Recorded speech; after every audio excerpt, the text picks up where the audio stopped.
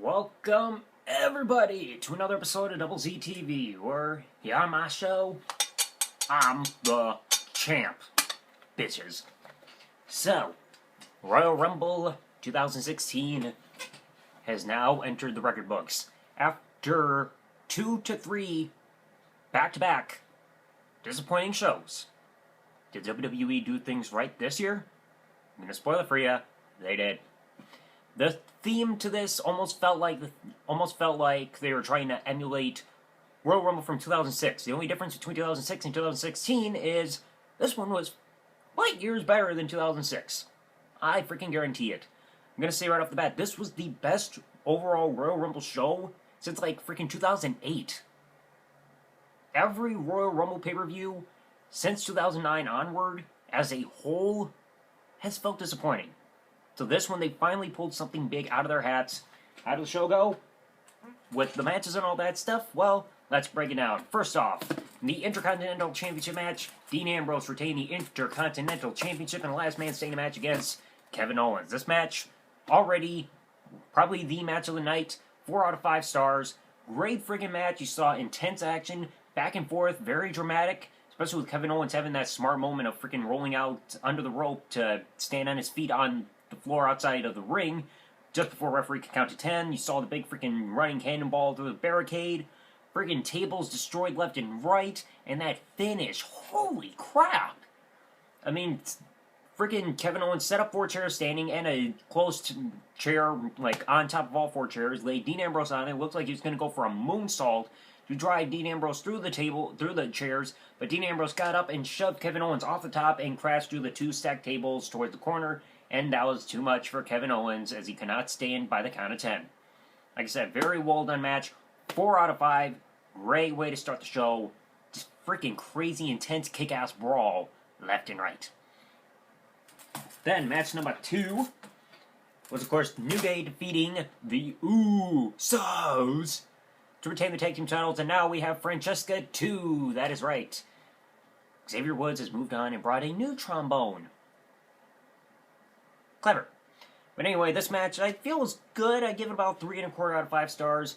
Fun match, even though they had a botch in there where one of the Usos hit the Uso splash onto Kofi Kingston, but then like Kofi didn't really have his foot under the rope or even near it, and yeah, referee's like, no, he's under the rope, nope, stop counting. It, like, you could see right on the camera, it's a fucking botch. But it was a good match, and that catch finish was very well done. One of the Usos freaking going for the Uso splash to win the match, but Big E perfectly caught whichever Uso was freaking flying through the air. I can't tell them apart. They're freaking twins. But freaking caught him right into the big and dropped him into the big ending. Perfect catch. New Day retains their tag team titles. Good one. 3 1/4 out of 5 stars.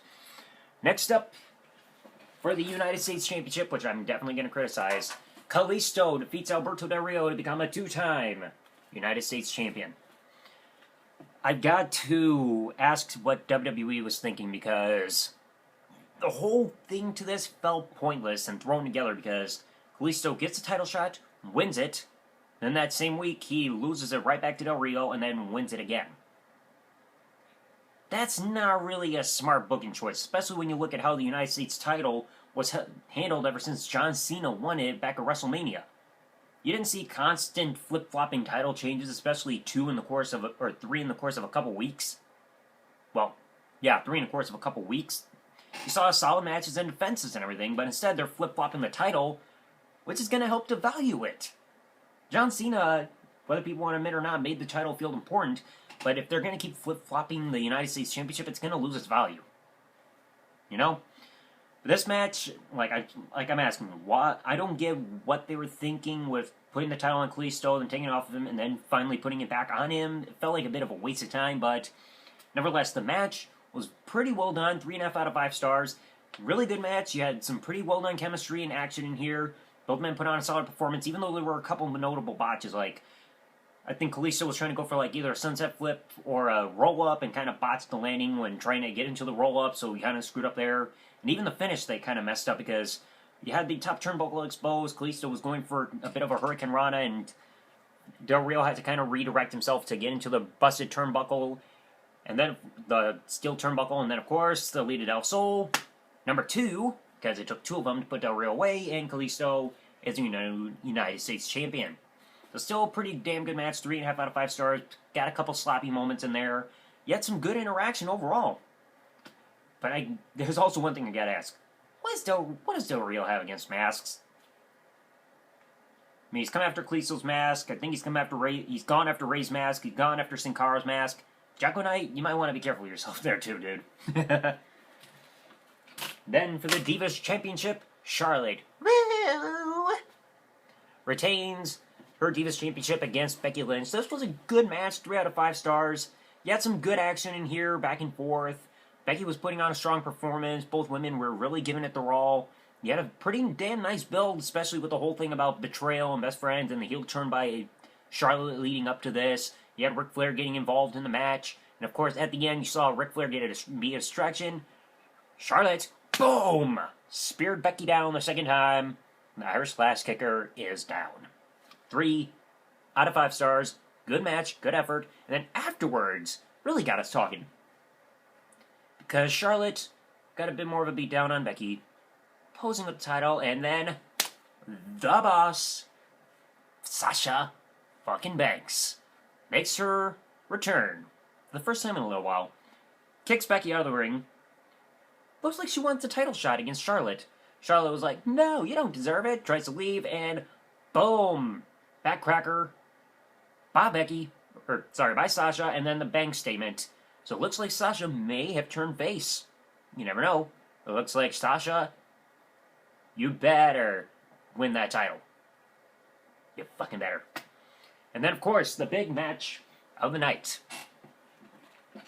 The Royal Rumble match for the WWE World Heavyweight Championship. Won by Triple H. That is right, folks. Triple H is now a 2-time Royal Rumble winner and a 14-time World Champion.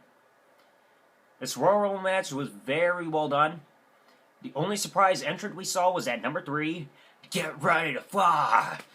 AJ frickin' Styles makes his WWE debut at number 3 in the Royal Rumble match. That pop from the crowd was freaking magnificent.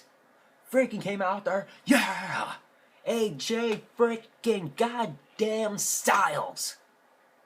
Freaking comes in WWE, freaking giving everybody goosebumps, fucking awesome. Oh my god. When it comes to the rest of the participants in the match, I kinda gotta critique it because there weren't really any other surprise entrants other than number 30, because I'm gonna read the order quickly of the entrants from 1 to 30. Roman Reigns, Rusev, AJ Styles, Tyler Breeze, Curtis Axel, oh god, Chris Jericho, Kane, Goldust, that bitch, Ryback, Kofi Kingston, Titus O'Neil, R-Truth, Luke Harper, Stardust, Big Show, Neville, Braun Strowman, Kevin Owens, Dean Ambrose, Sami Zayn, who finally made his return to the main roster for the first time since his shoulder injury against John Cena, Eric Rowan, Mark Henry, Brock Lesnar, Jack Swagger, who, what the fuck was he in there for how short he lasted in the match, The Miz, Alberto Del Rio, Bray Wyatt, Dolph Ziggler, Sheamus, and then number 30, the winner, the King of the Shovel, Triple H. So this, I don't rate Royal Rumble / Battle Royal type matches, but that was pretty fucking insane. So the Final 4 were Sheamus, Triple H, Roman Reigns, and Dean Ambrose. Crazy finish, because friggin' Sheamus, a.k.a. Ronald McDonald, was going for the bro kick, got hung up on the top rope, boom, eliminated by Roman Reigns after the freaking Superman punch, and then right afterwards, Triple H dumps him out. So the final 2 were Triple H and Dean Ambrose, fighting tooth and nail. Dean Ambrose was trying his hardest to eliminate Triple H, but instead got backdropped. Boom! Triple H is the world champion. So now this is going to leave a bunch of questions, like, how is WWE going to be now since the WWE COO and head of the authority is the world champion? How is that going to pan out? Because, let's face it, it makes sense story-wise of why they changed the title, even though this is like, I think, frickin' 4th title change with this title now in the last couple months. I mean, friggin' it got vacated back in November. Roman Reigns won at Survivor Series. Sheamus cashed in 1. Then Roman Reigns, and now once again, Triple H is world champion.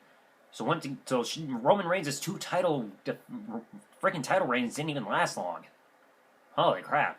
Hopefully they're not going to constantly flip around with this title like they did in freaking 1999. Well, we'll see how things go. So overall, it was a really well done show. 7.75 out of 10. The Royal Rumble match was far better than the last couple. The Divas match was good. The U.S. title match was questionable. It had a couple sloppy moments, but still a pretty good match nonetheless. Good tag team title match, and of course, the opening Intercontinental Championship match was a very, very well done to kick off the show. So, let me know in the comment section below, folks. What did you guys think about the Royal Rumble 2016? Like I said, far better than the last few shows. Far, far, far better. Far, far better. So, that is it for another episode of TheDoubleZTV, folks. And one little quick thing. This week, as early as today, you guys are going to get a Wrestle Crate unboxing. So stay tuned for that. It could be as early as today or within the next day or two. I have a feeling it might be today. I'm not sure. And I'm going to do my best. If I do that video today, you guys will also get in the description the unboxing for the next retro game treasure, which I've got over on my vlogging channel, which is TheDoubleZ. So you guys might want to check that out too, because it's going to be fucking awesome. So thanks for watching, folks. Like, comment, subscribe. See ya. The champ has spoken, bitches.